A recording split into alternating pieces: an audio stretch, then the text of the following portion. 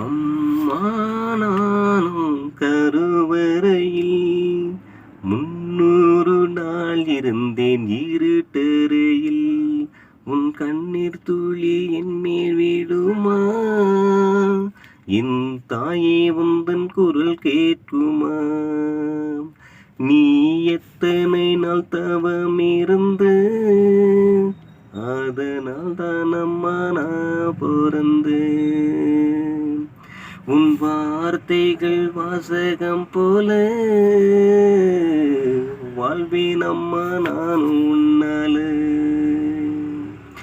தாயில்லாமல் தனியாக நானும் அழுதாலும் கண்கள் துடைக்க அம்மா நீ வேணும்.